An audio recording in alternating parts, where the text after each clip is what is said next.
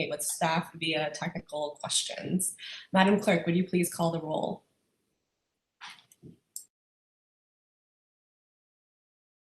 Mr. Alcorn? Ms. Bailey? Present. Mr. Banks? Here. Ms. Bennett Parker? Here. Ms. Baumke? Here. Ms. Crystal? Ms. Franklin? Mr. Kelly? Ms. Lawson? Here. Mr. McLaughlin? Ms. Shelton? Here. Mr. Skinner? Here. Mr. Smith?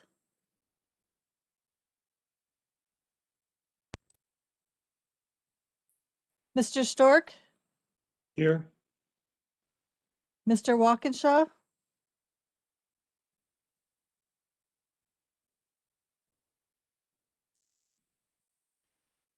Ooh, that's a quorum, but just barely. Excuse me, Michael McLaughlin's here. Sorry, I had some technical difficulties. Wonderful. Thank you for joining us, Mr. McLaughlin. Thank you. Madam Chair, that makes a quorum. And James Walkinshaw is here as well. I'm sorry. Terrific. Thank you so much, Mr. Walkinshaw. Wonderful. As a reminder, as we did last month, we'll be using voice vote for everything except the motion to go into a closed session and the motion to certify the closed session. So please be prepared to unmute your microphone when appropriate, and then make sure to mute your microphone again after you vote. Our first up is our consent agenda, which consists of item 2A, the resolution finding the need to conduct the March 19th, 2021 electronically, and 2B, the approval of the agenda. 2A, the Operations Board finds that meeting by electronic means is authorized because the nature of the current declared emergency makes it both impractical and unsafe for the Operations Board to assemble in a single location, are statutorily required or necessary to continue operations in the discharge of the Operations Board's lawful duties, and the items on today's agenda are encompassed within the continuity of operations ordinances adopted by several member localities of the VRE to assure continued operation during the disaster posed by the public health emergency resulting from COVID-19. Is there a motion and a second to adopt the consent agenda? So move. Supervisor Bailey. Stork seconds.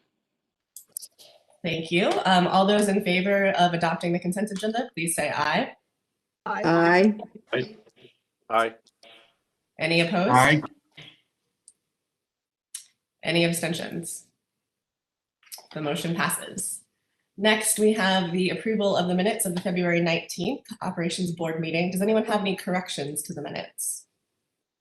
Yes, Madam Chair, this is Supervisor Baumke. On the first page towards the bottom, there is just a sentence that needs a different word. It's a little out of context. It's not significant. And then also under closed session, we went into closed session and Mr. Banks was a part, and I don't know if he left closed session due to another obligation, but he's not listed in the second part. Ms. Baumke, when we called the roll on that, he did not respond. Ah, okay, well, there it is. Thank you. This is Preston Banks. I attended the closed session, but when we got out of the session, I had another meeting. Okay, I just wanted to validate that it was indeed correct. Thank you. So move. Ms. Baumke, is there a second? Stork seconds. Crystal. I think I heard Mr. Stork first, but I appreciate all of the seconds. All those in favor of approving the meeting minutes, please say aye. I must abstain. That's Gary Skinner. Thank you, Mr. Skinner. Are there any opposed or any other abstentions? The motion passes.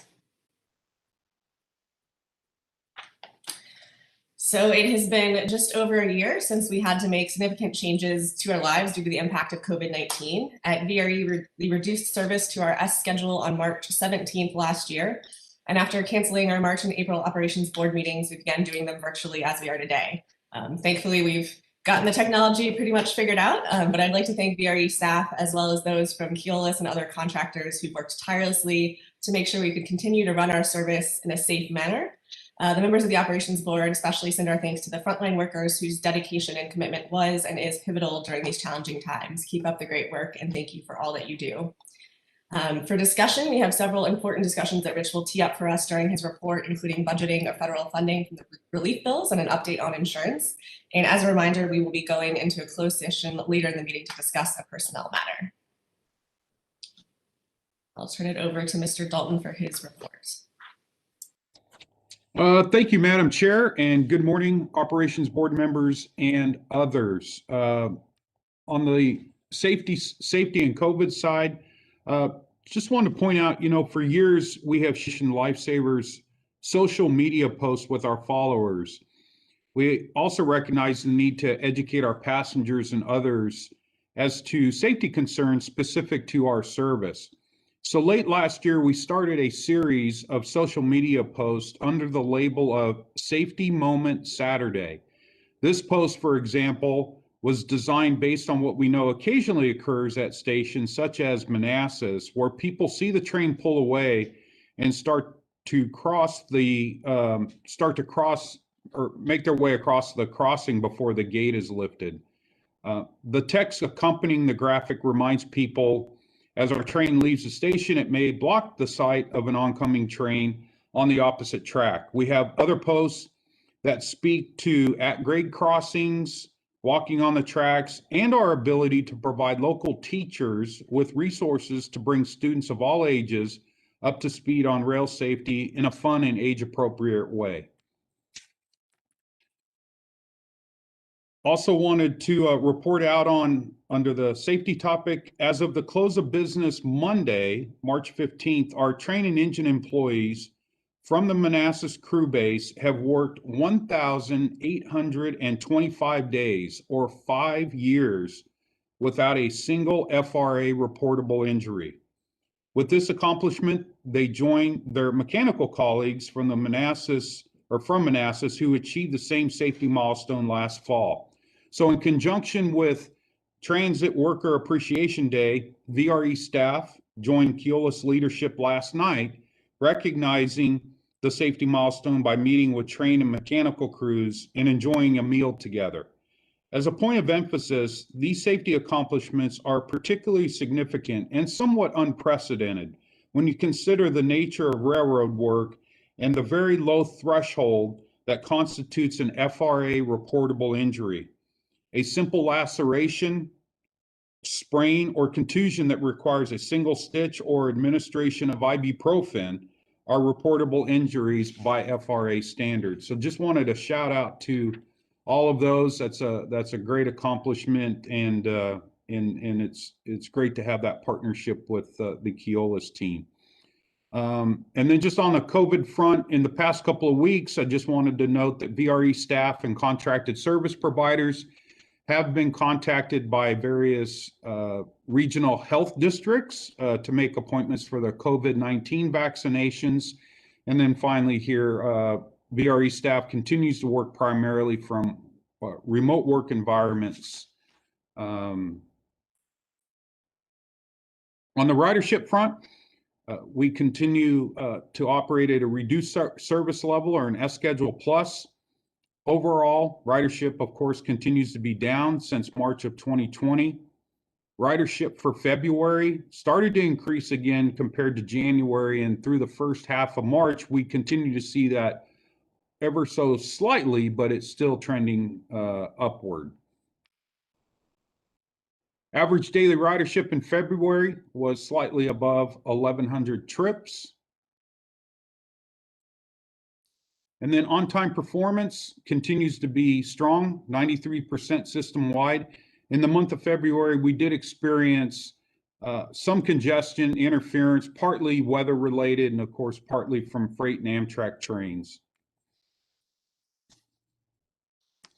This month's project spotlight is the HQ reception area. Just as a quick background, in October of 2020, a task order with our facilities maintenance contractor or NVE, was authorized to perform renovation work to the headquarters lobby area. The scope of work included reconfiguring the entryway and staff workstation orientation to enhance security and the overall customer experience. Punch list items have been completed, and now we're reinstalling monitors and workstations to return this area to use by staff.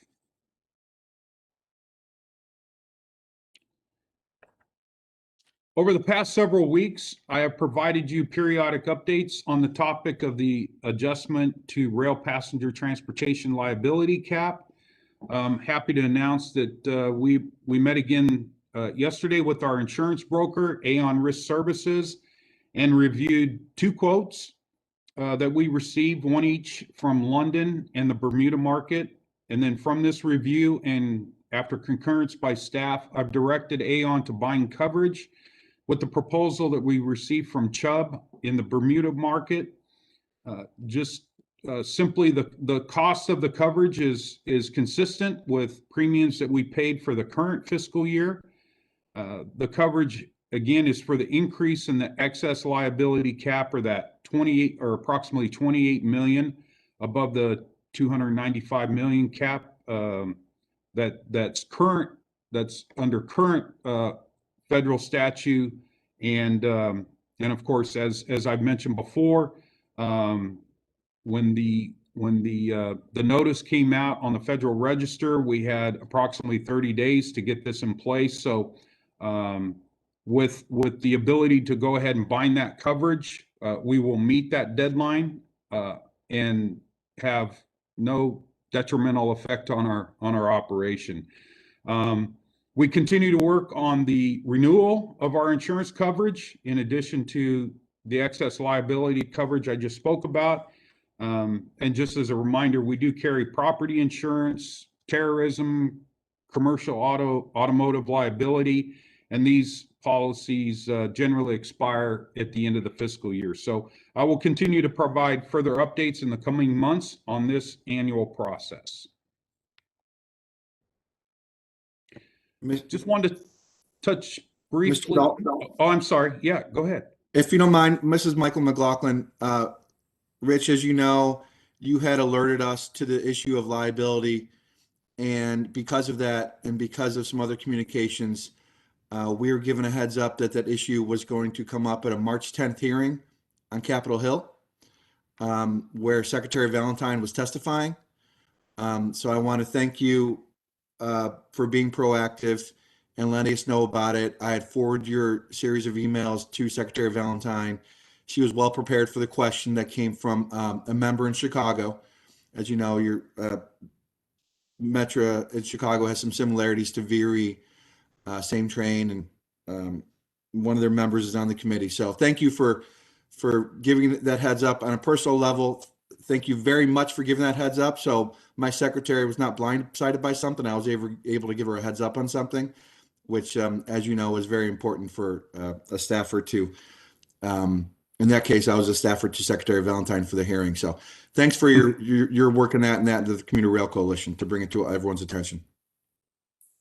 Yeah, thanks, Mike. And as I've indicated in my previous emails, this of course is we were trying to solve this immediate issue, which is this increase in excess liability cap.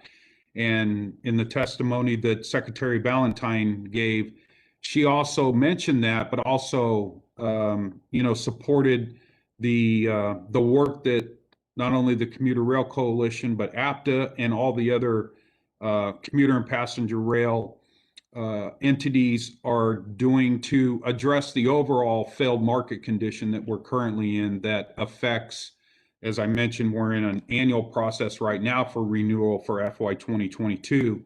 We still have those issues that are in front of us. So thanks for mentioning that, Mike, and appreciate that. Thanks.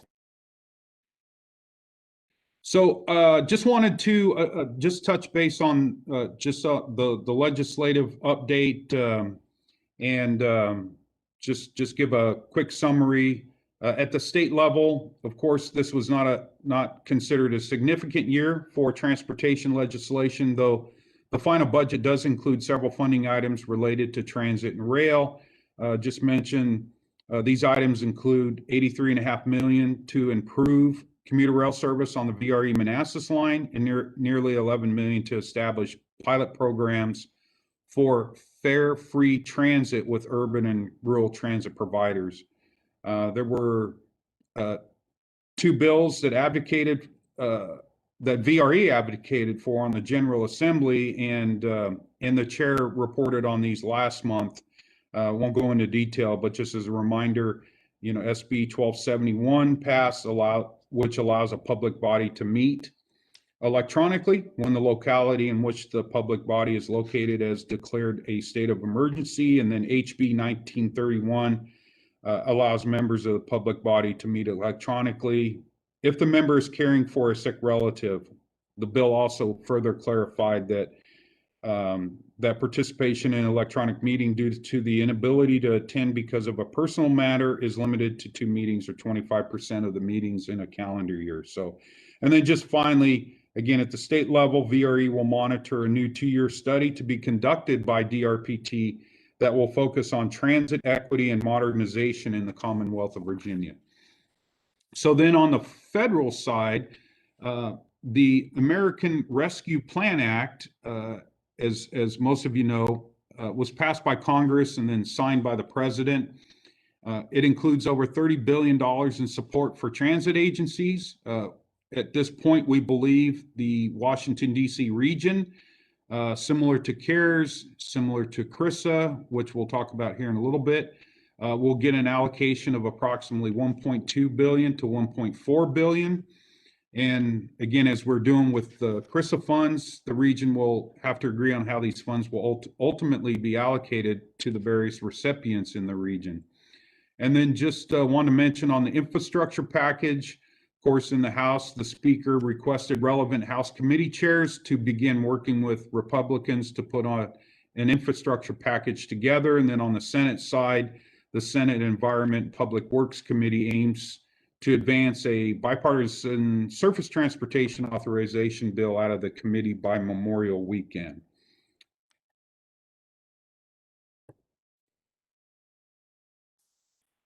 As described in my March 12th CEO Weekly Update, the FY 2022 budget approved by the Operations Board in December 2020 outlined a projected drawdown of $86.1 million of CARES Act funding through FY 2022 and beyond.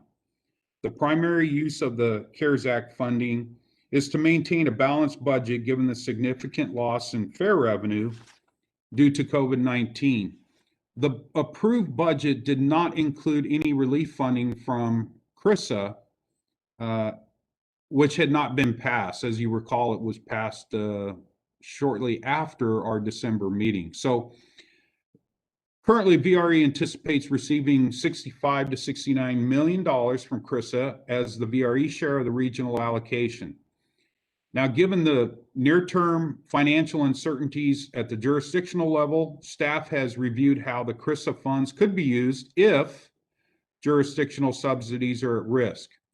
In addition, staff has looked at the revenue stream in the form of the reimbursement from DRPT for track access fees as a likely consideration as well. And so typically when we submit our budgets to the jurisdictions in January after the commissions approve them, of course, we have a high level of certainty, therefore the risk is low. The jurisdictional subsidies paid to VRE will be fully incorporated into the individual jurisdiction's budget. But of course, this is not a typical year. So the purpose of this, we've had some discussions at the jurisdictional staff level, but here, what we'd like to do is just enlist some feedback from you, the Operations Board members, since most of you are in the middle of your respective jurisdictional budget processes.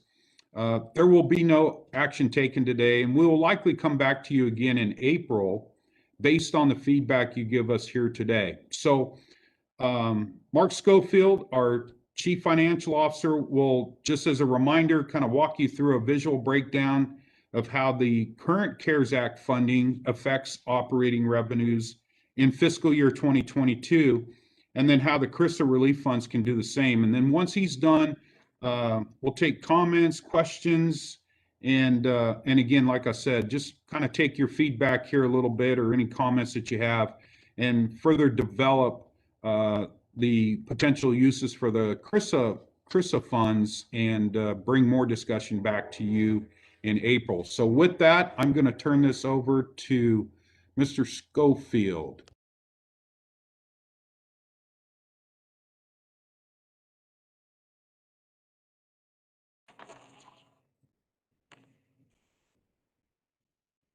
Thank you, Rich, and good morning, Madam Chair and board members. I have a train going by behind me. I might wait for just a second here, sorry. There we go. So we thought that a little bit of a graphic might help here to explain the whole CRISA and CARES Act situation. Sorry, just waiting for it to advance here. Oh, sorry about that. If you look at this chart, if you think back to December, we approved an FY22 operating expense budget of approximately $83 million. And this pie chart shows what the corresponding operating revenues in that budget would have looked like in a normal year. So I'm sorry, give me one second. Okay. I apologize to everyone. I'm looking at a screen here. Here we go. So the light green portion there on the right of the chart is passenger revenue, which represents just over half of our total operating revenue. Then the other half on the left side of the chart is state and local support. So state operating assistance is in yellow, local jurisdictional contributions are in gray, and the state reimbursement of track access fees is in purple. And then that tiny blue slice at the top is interest and advertising revenue. But of course, we don't expect things to be back to normal next year. So next year, we are projecting only $18 million in passenger revenue, and that leaves a big hole in our chart. Luckily, as Rich said, we have the CARES Act. So if you recall, we drew about $3 million worth of CARES Act money in the fourth quarter of last year, and we expect to draw about $32 million in total this year, fiscal 21. In FY22, we have budgeted about $24 million worth of CARES Act money to backfill lost passenger revenue, even as we expect the ridership to begin to return. So this version of the pie here with the dark green and the light green represents the actual 22 budget that we adopted back in December. And like Rich noted, it's important to remember that when we adopted that budget, CRISA had not yet been passed, and we did not assume any relief funding beyond the CARES Act. And we have focused that relief entirely on the right side of the pie chart on passenger revenue. The budget did not contain any relief for our local and state partners on the left side of the chart. But now we have CRISA. The regional allocation of CRISA has not yet been finalized, but if CRISA is allocated in the same proportions as the CARES Act, as Rich noted, we would expect to receive about 8% of the total, or in the range of $65 to $69 million. And our current recommendation or proposal for the use of that funding is relatively straightforward.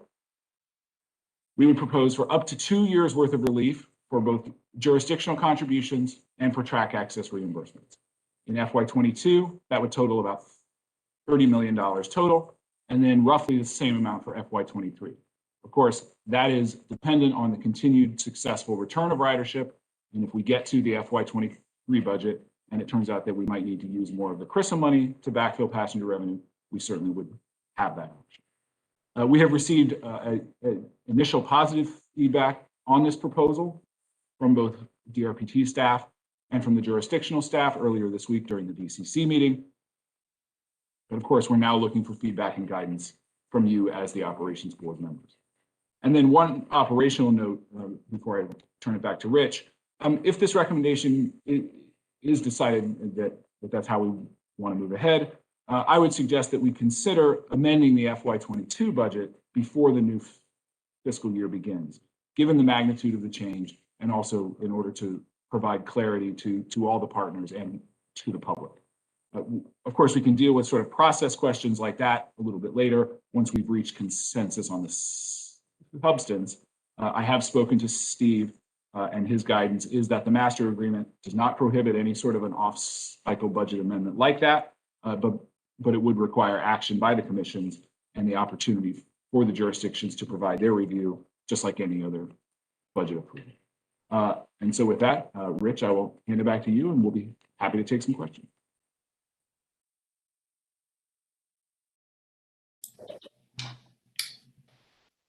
Rich, did you have anything else to add?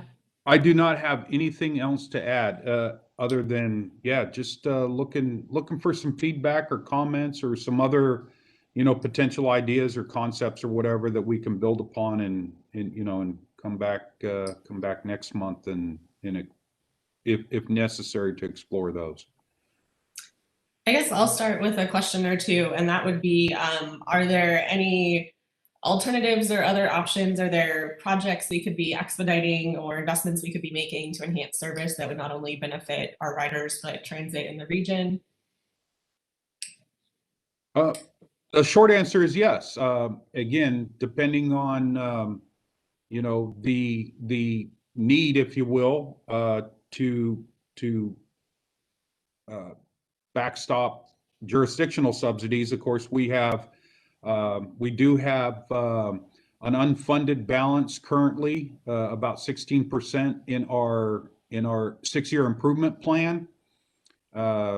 We of course have planned additional service that requires some capital improvements as it relates to transforming rail in Virginia. So we do have some of those types of programs or projects that we could be looking at, but really the next, once we have backstopped the loss of fare revenue as depicted on the pie chart before, we wanted to make sure that we stepped through the other portion of revenue, operating revenues, and essentially mitigate and or minimize any uncertainty or risk to that. So that's part of this discussion. If the operations board or jurisdictions sort of feel that the subsidies are at the individual jurisdiction level, if the subsidies are in pretty good shape, then we can go to and look at those other potential uses as I just described before. Thank you. Questions, comments from my colleagues? Madam Chair, this is Gary Skinner. Yes, Mr. Skinner. Thank you, Madam Chair. I think what we're looking at here is we got to take it even deeper than just thinking of the VRE, because that subsidy money that we would be paying can now go to, it's like a domino effect, can go to our transportation issues that we have, some very serious ones that we have, especially in my locality, the VA hospital. So I'm thinking of the people who are running businesses that are going to have to close and stuff of this nature. I think, as all we know, the COVID-19 is going to push our 2040 plan out. This just has to be that. So I would think that each locality really needs to think about how it can help the people, even if they're not riding the VRE, for our local economy to get these people back up on their feet. And I would say that this is a wonderful way to do that if we can. I think the VRE is in good shape. We've got help. We don't get Christmas presents like this very often, and I think we should use it towards the people to get the businesses back up on their feet. So thank you, Madam Chair. That's all I've got. Thank you, Mr. Skinner. Madam Chair, this Ms. is, Bailey. thank you very much. Good morning to everyone, and thank you, Rich, for the update. I've noticed the advertisements that you've had on just informing the community here recently, and I would encourage you to continue that. I know there's a higher level of cost with that, but I think just in continually providing, just that's a part of the service, as well as keeping, as we transition back to maybe the offices, just keeping those that are going in their office more informed from a marketing standpoint, and letting them know that we're still there. These funds could hopefully be used for that. And maybe even some retraining, if you will, for employees if necessary. But I think that part of just keeping people abreast of what's going on and letting them know that your footprint is still there is very key, in terms of just making sure that the level of service there's no missteps with it. So thank you for bringing this to our attention. Thank you.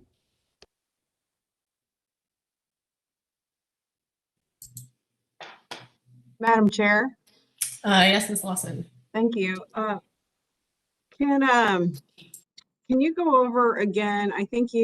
Mark, I think you said that the 30 million would be split between 2 fiscal years. Is that right?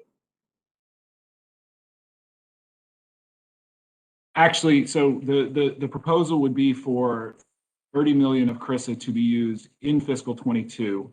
That would be split between about 14 million to offset the jurisdictional contribution to the operating budget, and then about 16 million to offset what the state usually provides as reimbursement on our track access fees.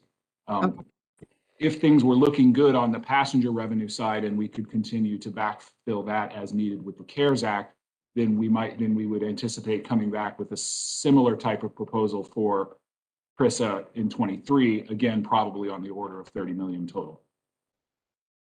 Okay. Could you put something like that in writing to the ops board? So I know that I'd like to take this to my full board and the county executive and transportation department and see how best we can utilize, as Gary said, this Christmas gift. But yeah, I'm very interested in chewing on this over the next month. I'm glad we don't have to make a decision today. We certainly can do that. Thank you. Because for me, I know that we have a gap in funding for broad run expansion. So, don't know if that's something that we could utilize, or anyway, these are obviously long discussions over the next month. Yeah, let me just expand a little bit on something that Rich was saying. With the CARES and the CRISA money, the FTA has made it fairly clear that they want you to use it for sustaining the operations of the as much as possible. But if you can certify that you have not furloughed any workers, things like that, then you can use it for capital. And I do think also, as we learn a little bit more about the ARPA legislation and how the allocation of that will play out, I think that will also come into our budget discussions over the next month or two as well. Thanks, Mark. And Mark, will you include that stipulation in the memo to the board? Absolutely. Thank you, Madam Chair. Madam Chairman. Ms. Shelton? Hi, Rich, I want to tell you, I'm listening to what Gary Skinner says, and I'm thinking about, from our transportation perspective for TDM planning and transportation planning, the loss of recordation taxes and revenue sharing for the last 2 years have just been just really ripped apart our transportation planning. And so from Stafford County's perspective, that $2.4 million we could really use to fill back in that hole that we're not getting from the state. And I recognize it's not a guaranteed amount, but it's a gift. And I hope at the end of the day that Stafford County will at least be able to fill the hole in our 6-year plan that, of the funding that we're not going to get from the state that we thought we were going to get. And I don't know if other people have looked at how that's impacted their own budgets with that loss of recordation taxes and revenue sharing. So just thought I would share that with you if you weren't aware of that. Thank you, Ms. Shelton. Mr. Schofield, 2 questions following up on Ms. Shelton and Mr. Skinner's comments. How long do we have to use this funding? So actually, that's a great question.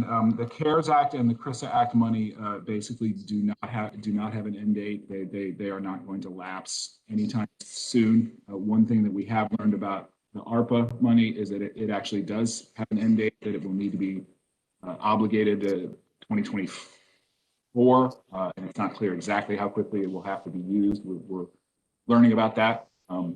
So. And then, provide some there. How would the state use the access fee reimbursement money? So we've heard a couple of different things in our initial discussions with the state, and I'll make a comment, and then I'd be happy for Mike to jump in if he has anything. We know that they essentially have a cut line in terms of their allocation and prioritization of money to the transit agencies across the Commonwealth in terms of doing critical state of good repair projects.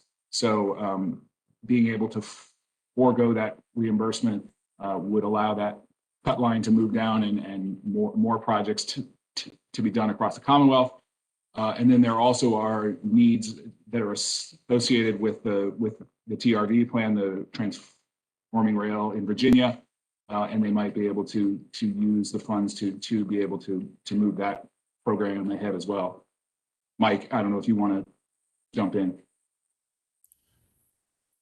Sure. Yeah, Rich and I did have a brief conversation yesterday about the TRV program and how some funds, especially some future funds coming from the next tranche of COVID relief, could help transform rail in Virginia. I will state that we are close to finalizing negotiations and the definitive agreements with CSX and others, including VRE. So we're beginning those discussions of how whether it could help with capital or even the operations of a VRE service that are the service that is coming along with the deal that we made with CSX. Thank you. Ms. Lawson, do you have your hand raised, or is that from previously? That's previous. Okay. Other questions or comments? Madam Chair. Yes. This is Katie. Thank you. I just wanted to follow up on something Mike was just saying, which sounded exciting, but can you help me understand with the timing potentially of these relief funds and when they need to be spent down, line up to when we could actually expand service affiliated with the Transforming Rail project? So, Ms. Crystal, if that question was for me, yeah. If you recall, I know it's been a while since it feels like right before COVID hit, we were briefing you often, but we haven't been able to see you in person. So I regret that. It's much easier to explain the projects and process in person. With the finalization of definitive agreements, which we're very close on, we will receive 1 new round trip on the Fredericksburg line that we're able to run, and 1 new round trip on the Manassas line if we were to get approval from Norfolk Southern, which we're talking to them about. So yeah. those are the 2 round trips in the short term I was referring to. And then once we're finished with a certain set of projects in roughly 2026, which are frankly the 4th track in your neck of the woods in Arlington, Alexandria, and also a 3rd track near Franconia and Lorton, a little further down the rail line, we will receive a few more trains. So so it's that interim, like one slot bump up that we could be kind of seizing the opportunity exactly that round trip on each of the lines could happen in the shorter term. But of course we have to align that with the schedules and so on and so forth. And those are things we've been working on with VRE. Okay, that's helpful. Thank you. I mean, I don't know that I have an extraordinarily strong opinion. I think Mr. Skinner framed well why looking for some relief for the local subsidies could be really powerful. I think we're all making some pretty hard decisions in our budgets back home. At the same time, if this allows us to pursue, service increases that we might not otherwise be able to do, I mean, that's a heck of a way to come out of the pandemic and attract people back to the service to be able to actually offer expansion. I don't know that I feel strongly one way or another, but I do appreciate the clarifying information from Mr. McLaughlin about what specifically the opportunity is that we could be in a position to seize during the time horizon of the relief package spend down. Thank you. Thank you, Ms. Crystal. Other, Ms. Bomke, do you have your hand raised? Yes, I do have a question. I was wondering what kind of methodology was used regarding the fares, the 18 million that you have projected for fiscal year 22. Because obviously whatever that number is going to affect everything else. And do we have to use CARES Act money first before we use the CRISA money? And then my last question is, if I heard you correctly, Mark, you said that the local subsidy that you're projecting right now there would be relief for that in fiscal year 22 and 23. If you could just validate that. Sure. Let's see. You had a number of questions there. I'll go with the last one first. Yes, our proposal would be, if we get as much CRISA money as we're expecting, that we would both for 22 and for 23 be able to provide relief to the local jurisdictions on their contribution to the subsidy. On your question about using CARES and CRISA and the order of using them, at the moment, we're just anticipating using CARES first, just because it was the relief package that came out as the first one, and then potentially using CRISA behind that or alongside of that. But I would note that could all change a little bit again with the ARPA relief legislation that actually does have an end date. So it is possible that we could be coming to you later with sort of the same plan for how to use the relief money, but maybe using the different packages in a different order. And then I think your first question was about the $18 million worth of passenger revenue in the 22 budget. That is just sort of our best professional judgment at the moment about where we think how we think ridership may return.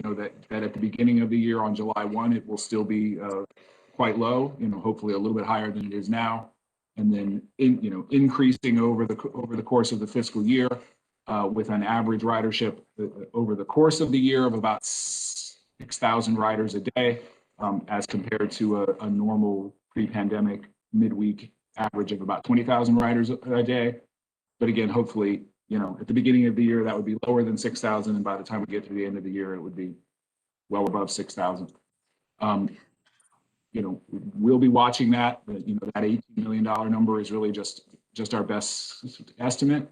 If it were to come in a little bit worse than that, we do have sufficient CARES Act money to do more than $24 million in 22 if we were to need that. Okay, and just on that same tangent, if you will, if I remember, were you all going to do a survey with riders to find out what their plans were for teleworking in the future, or was that something I dreamt about?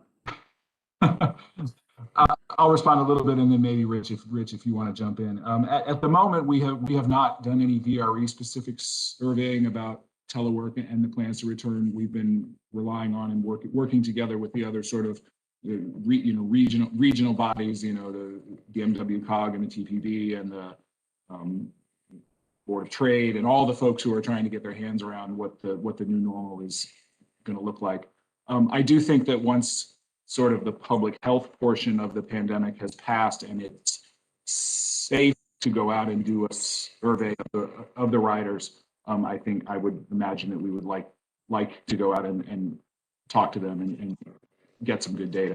But Rich, if you want to add to that.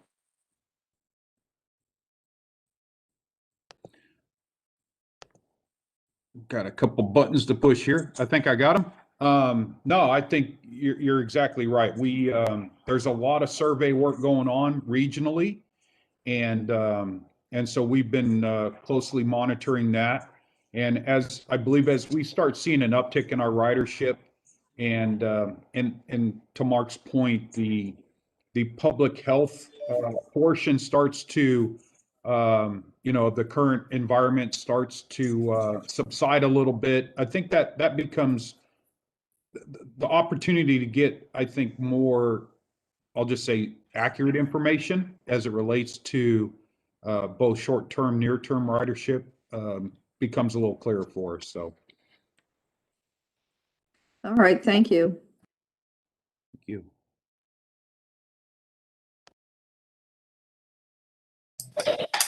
Any other questions or comments?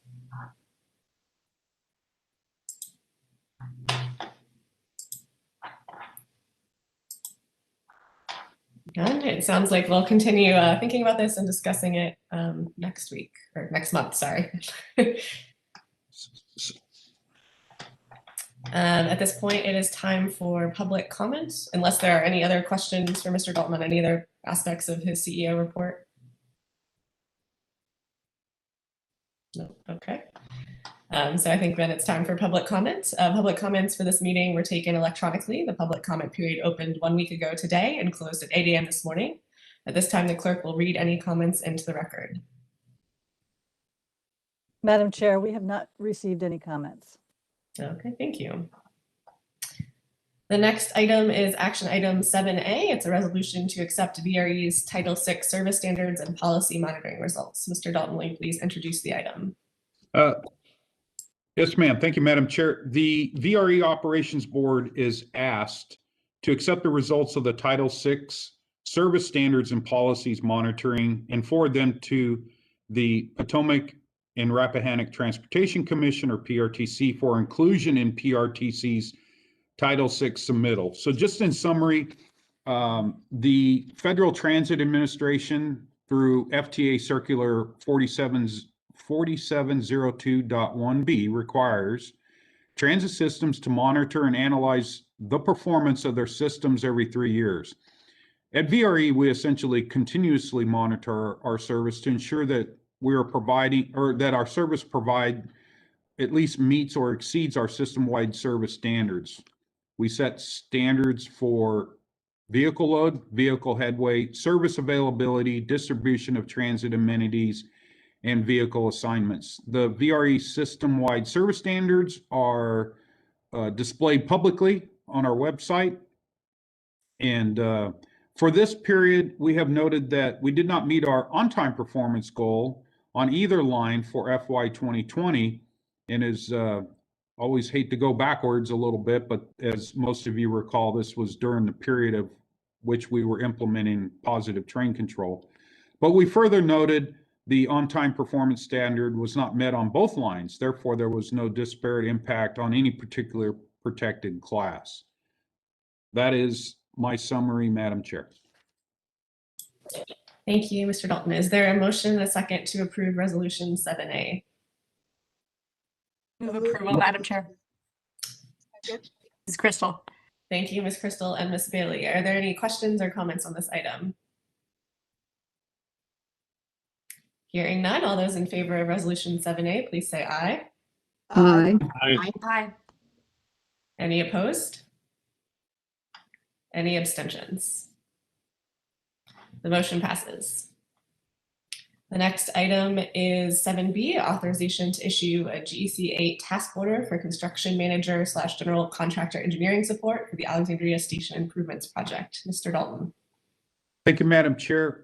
The VRE Operations Board is asked to authorize the CEO to issue a task order to HDR Engineering for construction manager and general engineering support for the Alexandria Station Improvement Projects under the GEC 8 contract in the amount stated in the resolution, plus a contingency for a total amount not to exceed $628,831. And just in summary, as similar, as with similar projects, VRE has a need for support for project delivery during the solicitation of a contractor, construction, and commissioning phases of the project. So over the next 3 years or so, HDR will support VRE on various architectural and engineering related tasks, some of which include performing project administration, preparing and coordinating project permitting, facilitating stakeholder coordination, preparing plans and specifications, and then performing analysis and evaluations of eventual submittals by contractors for construction. And just to note, our current plan is to have a contract for construction awarded as early as by the end of this calendar year, with eventual completion of construction by the end or December of 2023. That's my summary, Madam Chair. Thank you, Mr. Dalton. Is there a motion and a second to approve Resolution 7B? So move, Supervisor Bailey. Second, Supervisor Bonke. Thank you, Ms. Bailey and Ms. Bonke. Mr. Dalton, could you talk a little bit about the CMGC alternate delivery method and why that was selected here? Sure. I'll answer that in just kind of two parts here. So, as noted in, I believe it was my February 5th CEO update, after analyzing, well, let me back up. The CMCG alternate delivery method is a method that we effectively have in our toolbox, in addition to design, bid, build, and some other delivery methods. VRE has not had to use that to this point. But the reason why we have moved in the direction to use this method is simply looking at the Alexandria Station Improvement Project, in addition to the fourth track project in that area. That project's going to be very complicated, and not complicated from essentially constructing, extending platforms and adding elevators and stuff, but complicated from a construction sequencing and constructability perspective. So that's where this alternative methodology comes into play. And so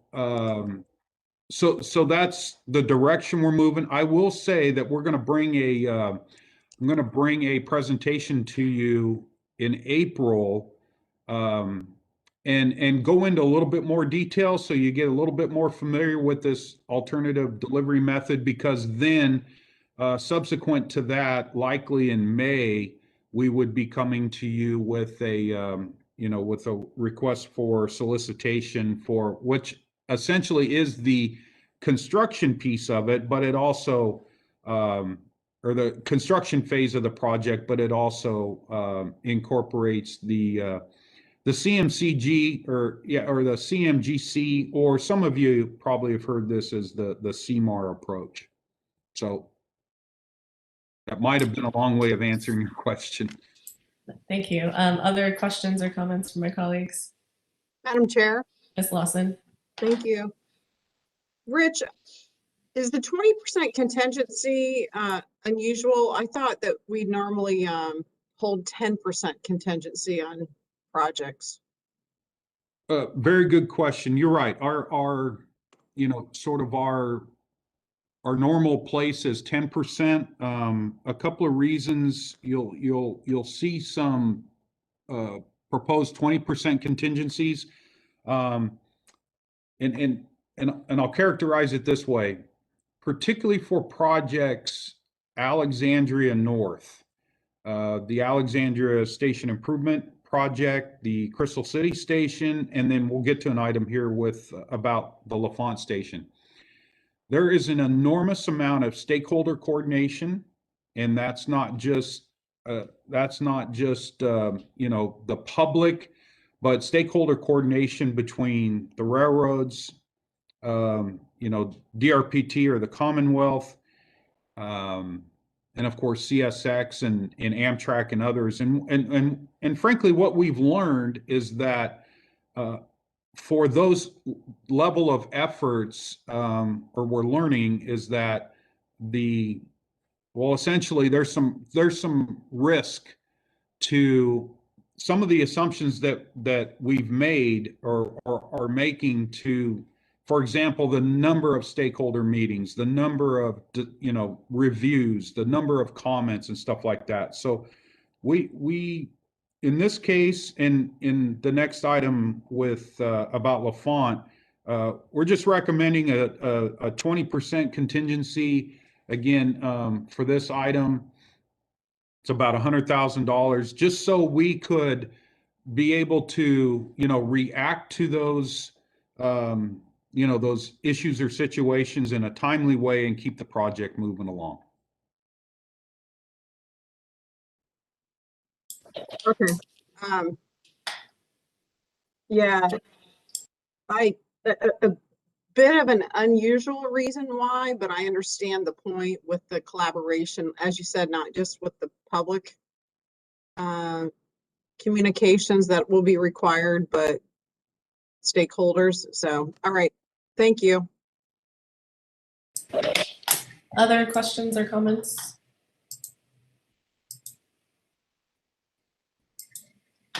Looking for, nope, okay. All those in favor of resolution 7B, please say aye. Aye. Aye. All opposed? Any abstentions? The motion passes. The next item is 7C, authorization to issue a general planning consulting services task order for an alternative analysis for the L'Enfant Station and Fourth Track project. Mr. Dalton. Thank you, Madam Chair. We're seeking authorization from the Operations Board to authorize the Chief Executive Officer to issue a general planning consulting services task order to VHB for an alternative analysis for the L'Enfant Station and Fourth Track project in the amount stated in the resolution plus a contingency for a total amount not to exceed $476,057. So just a quick summary on this project.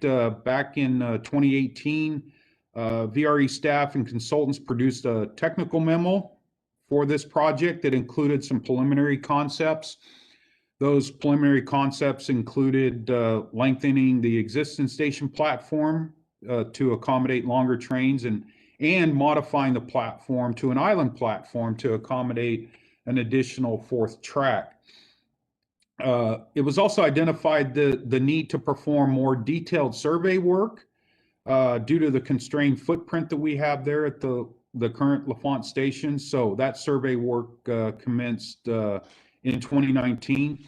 So this is the next step in the process, which is to perform a formal alternative analysis, resulting in a concept design for the preferred alternative. And then, of course, in this process, there will be stakeholder engagement, and concept level estimates will also be provided at this step. So authorizing this task order will allow this next step to proceed. And I will just point out, for similar reasons of the Alexandria Station Improvement Project, and you're likely to see as Crystal City moving along, again, requesting a 20% contingency doesn't necessarily mean that we'll spend it, but just want to be able to have that contract authorization. So as we're going through a very, a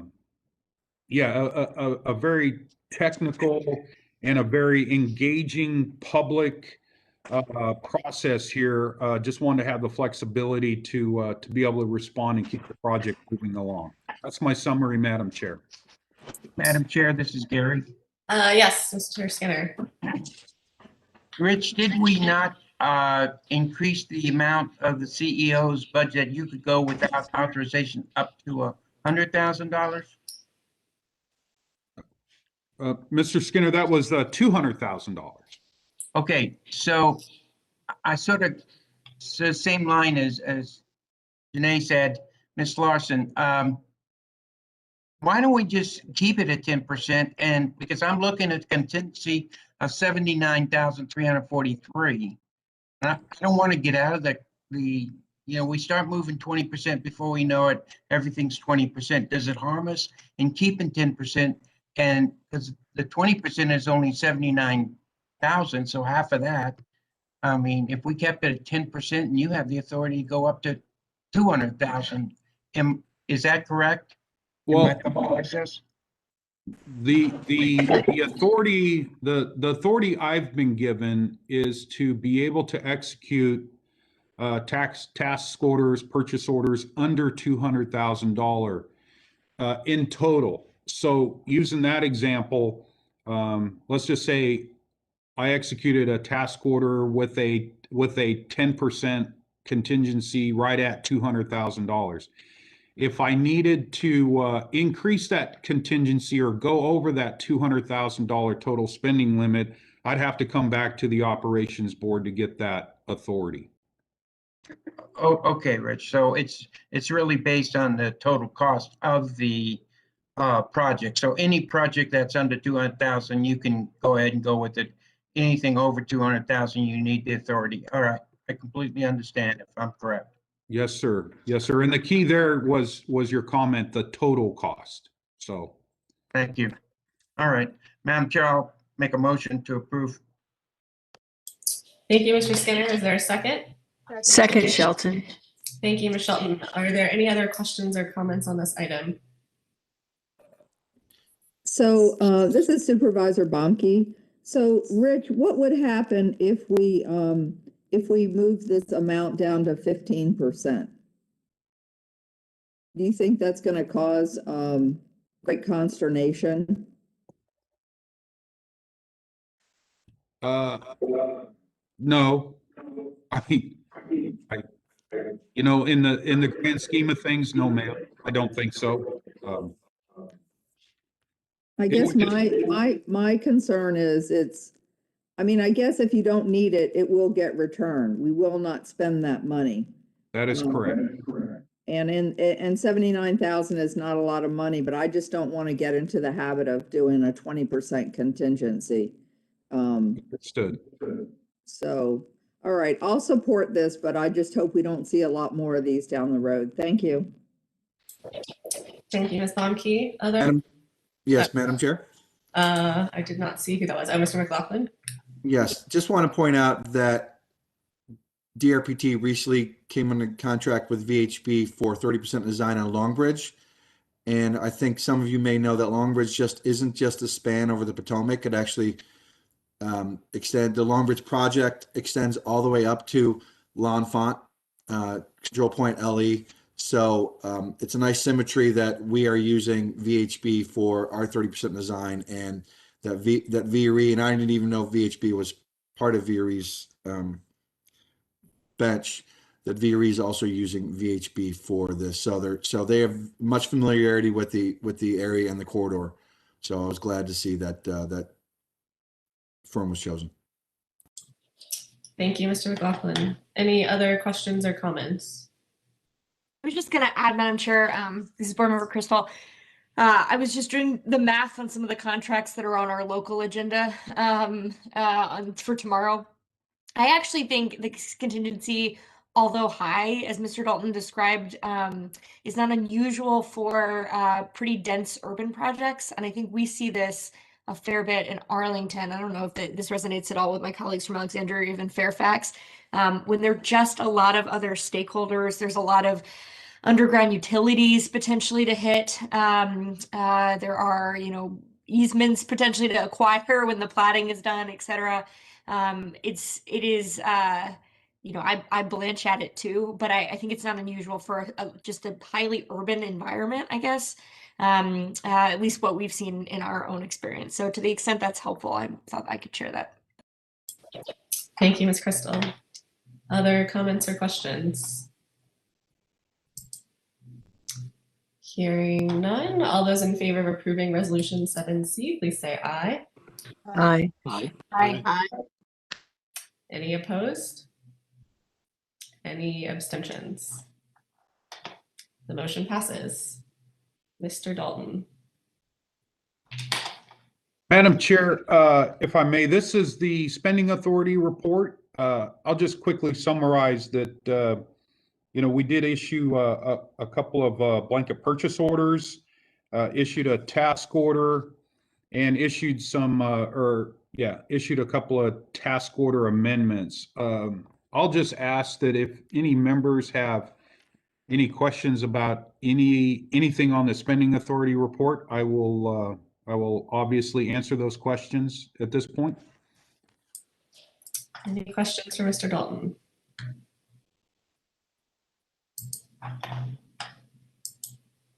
Hearing none. We'll move forward. So we are going to be going into a closed session. Madam Vice Chair, will you please make the motion for a closed session? Thank you. Pursuant to the Virginia Freedom of Information Act, I move that the VRE Operations Board convene a closed meeting for the purpose of discussing one personnel matter involving an appointee of the commission. Is there a second to this motion? Second, Supervisor Bailey.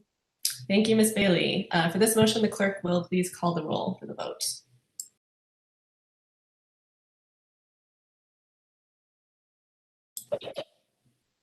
Mr. Alcorn, Aye. Ms. Bailey, Aye. Mr. Banks, Aye. Ms. Bennett Parker, Aye. Ms. Baumke, Aye. Ms. Crystal, Aye. Ms. Franklin, Aye. Ms. Lawson, Aye. Mr. McLaughlin, Aye. Ms. Shelton, Aye. Mr. Skinner, Aye. Mr. Stork, Aye. Mr. Walkinshaw. Aye. Madam Chair, that passes. Thank you. So we will stay put and the electronic room will move around us.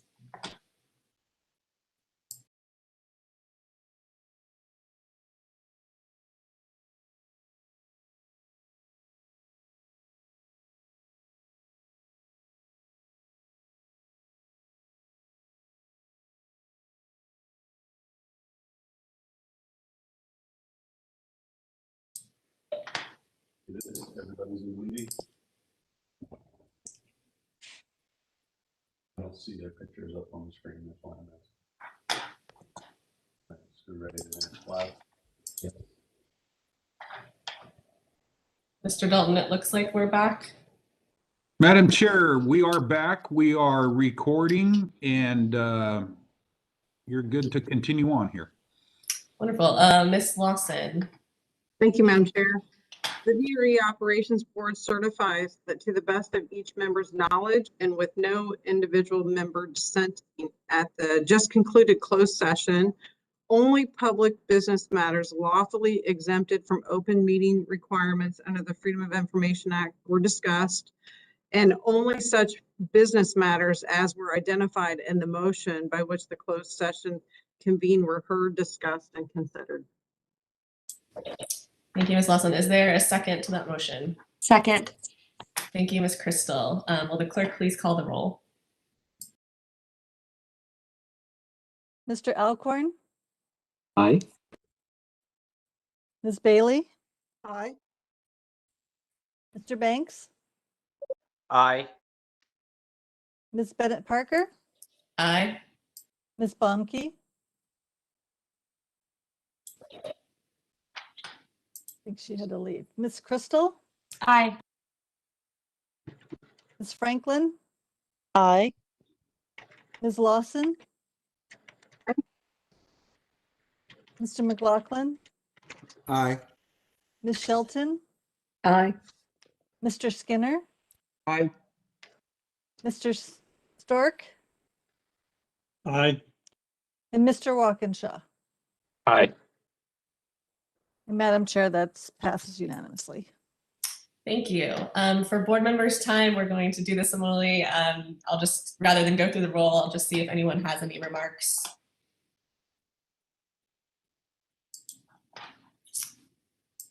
Hearing none. Madam Chair, Oh, yes, Ms. Lawson. thank you. Considering it's March Madness, I say wahoo wah. Second. That's got to be unanimous, unless we have any Hokies on the line. Madam Chair. Yes, Ms. Franklin is. Sure. Yep. Just want to recognize that yesterday we celebrated Transportation Appreciation Day. And so obviously that extends to all of our transportation officials and employees at VRE. So just wanted to thank them for the work that they've been doing, and hopefully we'll get back to some sense of normality very soon. Thank you, Ms. Franklin. Anyone else? Hearing none. So as a reminder, our next operations board meeting will be held on April 16th, and there is a finance committee meeting scheduled to meet following the operations board meeting. With that, I move to adjourn. Is there a second? Second, Supervisor. Second. I did not. Madam Chair. Yes, Mr. Skinner. Hey, I'm sorry. I'm out of state and unfortunately I have a checkout time of 11 o'clock this morning, so I will not be at finance meeting. I apologize. I actually think the finance committee meeting, sorry, that was unclear, is actually after the April 16th meeting, not after this meeting. So, Okay, thank you very much. Mr. Skinner. Feel much better. Thank you. So we had I did not actually hear who the seconder was, but perhaps the clerk did. Ms. Bailey. Ms. Bailey. Okay. All those in favor of adjourning? Aye. Aye. Aye. Any opposed? Any abstentions? The meeting is adjourned, and we'll see you all next month. Take good care.